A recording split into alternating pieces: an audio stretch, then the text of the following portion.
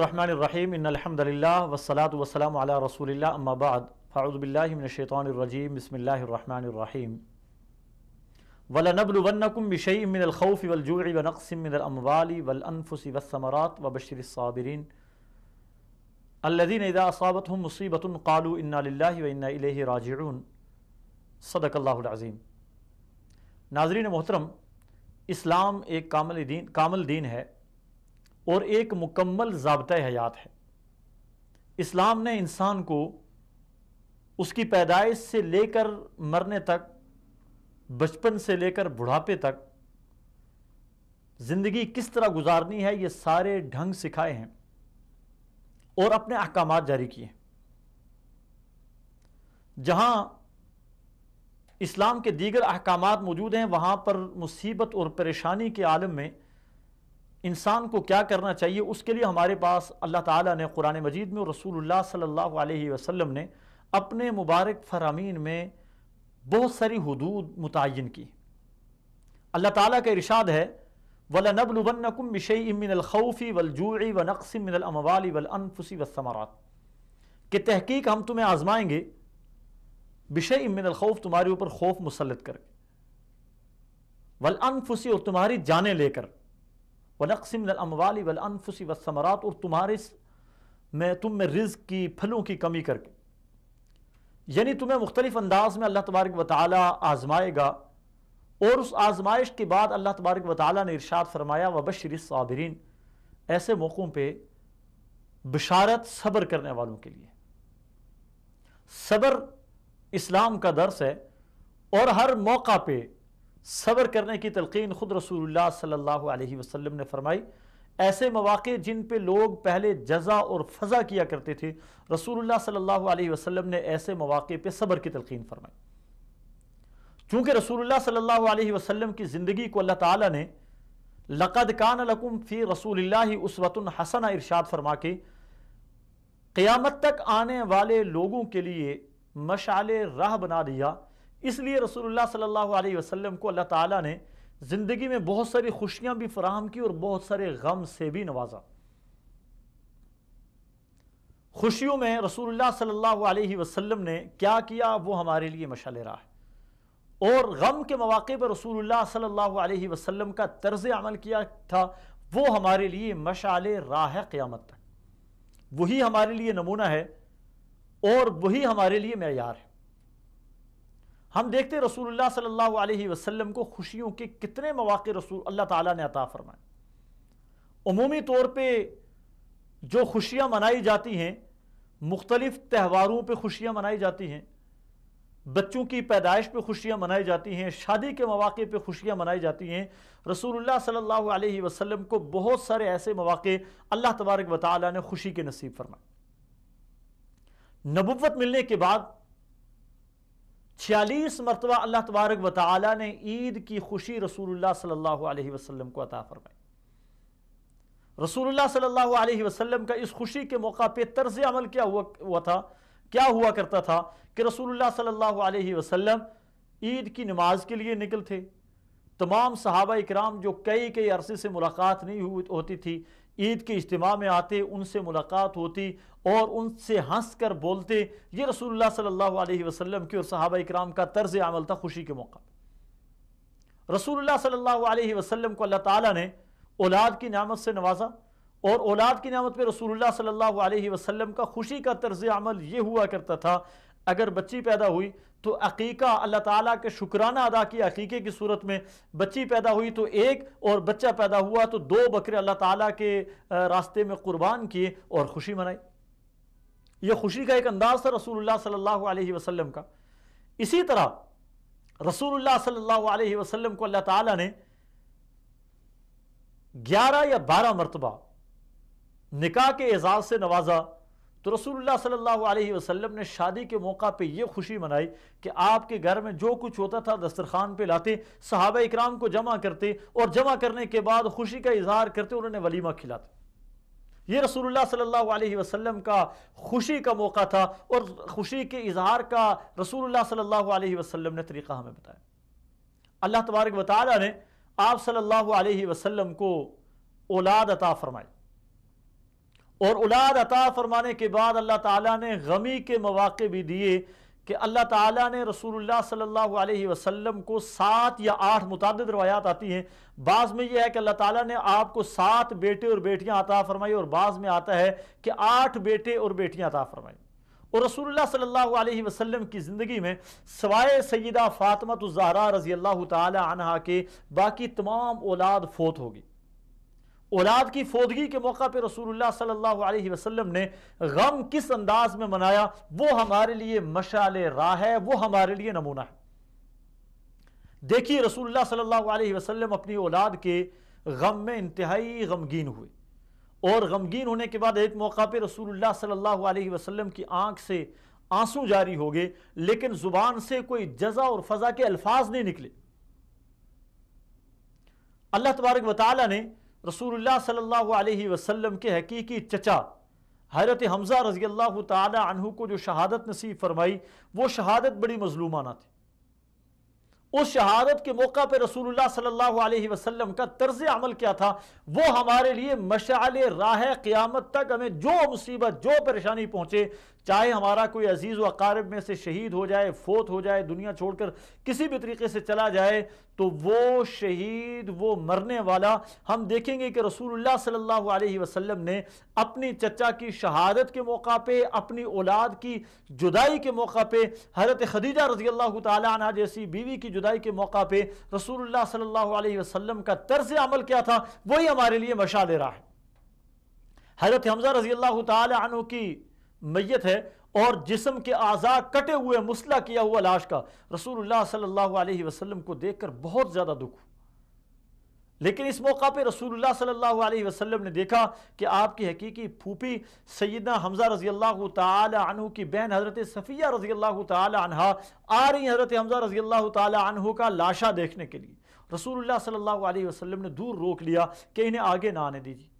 حضرت صفیہ رضی اللہ تعالی عنہ نے پیغام بھیجا کہ اللہ کے رسول، مجھے معلوم ہے کہ میرے بھائی کی لاش کی بے حرمتی کی گئی، اس کے جسم کے اعضاء کاٹ دیے گئے، مسلح کیا گیا۔ آج میں اپنے بھائی کی لاش کے اوپر جزا اور فضا یا ماتم کرنے کے لیے نہیں آ رہی ہوں، بلکہ میں تو اللہ تعالیٰ کے ہاں سجدہ شکر بجا لانے کے لیے آ رہی ہوں کہ اللہ تعالیٰ نے اپنے راستے میں میرے بھائی کو قبول کر لی۔ تو ہر معاملے میں ہمارے لیے رسول اللہ صلی اللہ علیہ وسلم کی زندگی مشعل راہ ہے۔ لقد کان لکم فی رسول اللہ اسوۃ حسنہ۔ اسی طرح سیدنا حسین ابن علی رضی اللہ تعالی عنہ بھی شہید ہیں، اور تمام اہل سنت کا اس بات کے اوپر اتفاق ہے کہ شہادت کی موت ایک زندگی ہے جسے قرآن نے بھی زندگی کہا۔ لا تقولوا لمن يقتل فی سبیل اللہ اموات، جو اللہ کے راستے میں مارے جائیں انہیں مردہ نہ کہو بل احیاء، بلکہ وہ زندہ ہے۔ دوسری جگہ میں اللہ تعالیٰ نے ارشاد فرمایا لا تحسبن الذین قتلوا فی سبیل اللہ امواتا، جو اللہ کے راستے میں مارے گئے انہیں مردہ گمان بھی نہ کرو، بل احیاء، بلکہ وہ زندہ ہیں، عند ربہم یرزقون، اپنے رب کے ہاں کھاتے اور پیتے ہیں۔ تو حضرت حسین ابن علی رضی اللہ تعالی عنہ زندہ ہیں۔ اب حضرت حسین رضی اللہ تعالی عنہ بھی شہید ہو گئے، حضرت حسین رضی اللہ تعالی عنہ کا غم کس طرح منایا جائے؟ کیا ہمارے لیے اسلام میں اس کے لیے کوئی تعلیمات موجود ہیں؟ تو ہم دیکھیں گے اس موقع پہ بھی رسول اللہ صلی اللہ علیہ وسلم کا طرز عمل کیا تھا جب آپ کا پیارا کوئی آپ سے جدا ہوتا۔ تو اس کے لیے میں نے پہلے عرض کیا کہ حضرت حمزہ رضی اللہ تعالی عنہ کو جب شہید کیا گیا، اس موقع پہ جو رسول اللہ صلی اللہ علیہ وسلم کا طرز عمل ہے وہ ہمارے لیے نمونہ ہے حضرت حسین ابن علی رضی اللہ تعالی عنہ کی شہادت کے موقع کے لیے۔ خود حضرت حسین ابن علی رضی اللہ تعالی عنہ کے اگر زندگی میں ہم دیکھیں، ان کی زندگی میں حضرت علی المرتضیٰ رضی اللہ تعالی عنہ شہید ہوئے، حضرت حسن ابن علی رضی اللہ تعالی عنہ کا انتقال ہوا، خود ان کی اپنی والدہ محترمہ سیدہ فاطمہ الزہرا رضی اللہ تعالی عنہا کا انتقال ہوا، اور مختلف معرکوں میں مختلف لوگوں کو اللہ تعالیٰ نے شہادت سے سرفراز فرمایا۔ پوری تاریخ میں اور کسی بھی کتاب میں کہیں بھی ایک ایسا موقع ہمیں نہیں ملتا کہ حضرت حسین ابن علی رضی اللہ تعالی عنہ نے کسی موقع پہ جزا اور فضا کیا ہو، سینہ کوبی کی ہو، ماتم کیا ہو۔ اس لیے اسلام میں اس ماتم کی کوئی حیثیت نہیں۔ خود رسول اللہ صلی اللہ علیہ وسلم کا ارشاد گرامی ہے، لیس منا من ضرب الخدود وشق الجیوب ودعا بدعوى الجاہلیہ، کہ ہم میں سے ہمارے ساتھ اس شخص کا کوئی تعلق نہیں ہے، من ضرب الخدود وشق الجیوب ودعا بدعوى الجاہلیہ، کہ جو شخص شدت غم میں آ کے اپنے رخساروں کو تماچے مارے اور اپنے گریبان پھاڑے اور جاہلیت والے کام کرے، یعنی ماتم اور نوحہ کو کرے۔ اور ایک چیز یہ بھی ذہن میں رکھیں کہ اگر ماتم کیا بھی جائے تو مردوں پہ ماتم کیا جاتا ہے۔ حضرت حسین ابن علی رضی اللہ تعالی عنہ تو زندہ ہیں، ان کے زندہ ہونے میں کوئی شک نہیں ہے، انہیں قرآن کہتا ہے کہ وہ زندہ ہیں، زندہ کے اوپر کوئی ماتم نہیں ہوتا۔ اور ماتم کے بارے میں کہ یہ ماتم حضرت حسین ابن علی رضی اللہ تعالی عنہ کو شروع کہاں پر ہوا، اگر ہم تاریخی روایات کا جائزہ لیں تب بھی ہمیں معلوم ہوتا ہے کہ ماتم تو حضرت حسین ابن علی رضی اللہ تعالی عنہ کے دشمنوں نے ماتم کا آغاز کیا۔ اور یہ شیعہ کتب کے اندر ملا باقر مجلسی نے اپنی کتاب جلاء العیون میں لکھا ہے کہ حضرت حسین ابن علی کے وہ اہل بیت جو کربلا میں بچ گئے اور انہیں جب شام میں یزید کے اہل بیت کے پاس پہنچایا گیا تو ان کی حالت دیکھ کے، ان کی کیفیت دیکھ کے، حضرت حسین ابن علی رضی اللہ تعالی عنہ کی مظلومانہ شہادت کا سن کے یزید کے اہل بیت نے ماتمی لباس پہنا اور ماتم کیا اور 3 دن تک سوگ منایا۔ شیعہ اپنی کتب میں لکھتے ہیں کہ یہ یزید کے گھر سے اس کا آغاز ہوا ہے۔ اگر یزید کے گھر سے اس کا آغاز ہوا تو یہ حسین ابن علی رضی اللہ تعالی عنہ کے دوستوں نے تو اس چیز کا آغاز نہیں کیا۔ تو یہ چیز ایک جو ذہن میں رکھنے کی ہے کہ ماتم کی اسلام میں کوئی حیثیت۔ اور پھر اگر ہم ماتم کی تاریخی حیثیت کو دیکھیں تو تاریخ میں بھی ماتم 300 سال تک کوئی روایت نہیں ملتی ہے کہ اس کے بعد کسی نے ماتم کیا۔ 352 ہجری میں معز الدولہ دیلمی نے بغداد میں حضرت حسین ابن علی کے ماتم کا حکم دیا، اس سے پہلے کبھی تاریخ میں کسی نے ماتم نہیں کیا تھا، اور وہ بھی صرف بغداد کی حد تک۔ اور اس کے بعد المعز لدین اللہ نے 363 ہجری میں مصر میں حضرت حسین ابن علی کے ماتم کا حکم دیا،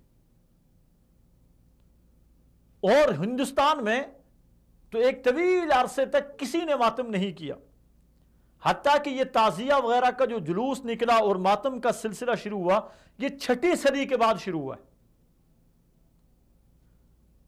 اور کسی انسان کی عقل بھی اس بات کو تسلیم نہیں کرتی کہ آج سے 1400 سال پہلے حضرت حسین ابن علی رضی اللہ تعالی عنہ نے وادی کربلا میں اپنی جان کا نذرانہ پیش کیا، اور آج ہم اپنی روڈیں بلاک کر کے، اپنے ملک کے نظام کو درہم برہم کر کے، ایک خوف کی کیفیت پیدا کر کے، تلواریں لے کے، چھریاں لے کے، خنجر لے کے، زنجیریں لے کے میدان میں آئیں اور پوری فضا کو خون آلود کرنے اور عجیب و غریب قسم کی کیفیت پیدا کر اپنے جسم کو تکلیف دینا، یہ کہاں کا ایمان ہے، کہاں کا اسلام ہے؟ اسلام میں اس کی کہاں حیثیت ہے؟ کیا حیثیت ہے؟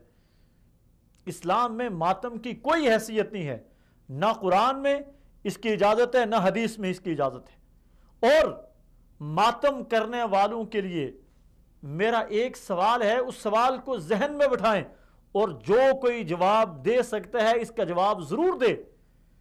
کیا ماتم عبادت ہے؟ اور اگر یہ عبادت ہے، جیسا کہ اہل تشیع کے ہاں تطبیر کے نام سے ایک عبادت ہے کہ اپنے جسم کا خون نکالنے کی عبادت ہے، تو کیا یہ عبادت صرف غریب اہل تشیع کے لیے ہے یا ان کے بڑوں کے لیے بھی یہ عبادت ہے؟ غریب کا ماتم الگ اور امیر کا ماتم الگ کیوں ہے؟ کم درجے کے شیعوں کا ماتم الگ اور بڑے درجے کے شیعوں کا ماتم الگ کیوں ہے؟ جو شیعوں کے لیڈر ہیں، جو رہبر ہیں، جو ان کے آیت اللہ کہلاتے ہیں، جو ان کے مجتہد کہلاتے ہیں، جو ان کے مرجع کہلاتے ہیں، ان کا ماتم ایک ہاتھ کے ساتھ معمولی سا اپنے سینے کو ضربے مارنا، اور غریب شیعہ اپنے جسم سے چھریاں مار کے خون نکال رہا ہے۔ تلوار کا ماتم کر رہا ہے، زنجیر کا ماتم کر رہا ہے، آگ کے اوپر لیٹ کر ماتم کر رہا ہے، یہ غریب اور امیر میں، چھوٹے اور بڑے میں، مجتہد اور غیر مجتہد میں، عوام اور خواص میں فرق کیوں ہے عبادت کا؟ اہل اسلام کے ہاں تو جو عبادت ہوتی ہے وہ خواص زیادہ اہتمام کے ساتھ کرتے ہیں، اس کا زیادہ اہتمام کیا جاتا ہے۔ اگر ماتم عبادت ہے تو شیعہ مذہب کے جو ملا ہیں، شیعہ مذہب کے جو مجتہد ہیں، شیعہ مذہب کے جو مرجع ہیں، ان کے جو ذاکرین ہیں، ان کو چاہیے کہ اگر ایک عام شیعہ چھری کے ساتھ ماتم کرتا ہے تو وہ تلوار کے ساتھ ماتم کرے، لیکن پوری تاریخ شیعہ میں بڑے لوگ کہیں پر بھی آپ کو سخت قسم کا ماتم نہیں کرتے نظر آئیں گے۔ اس لیے یہ ایک سوال ہے، اس سوال کے جواب کا میں طالب رہوں گا اہل تشیع سے۔ اسلام ہمیں صبر کی تلقین دیتا ہے، اور اللہ تبارک و تعالیٰ کا ارشاد ہے ان اللہ مع الصابرین، اللہ تعالیٰ صبر کرنے والوں کے ساتھ ہے۔ اور صبر کرنے والے کون ہیں؟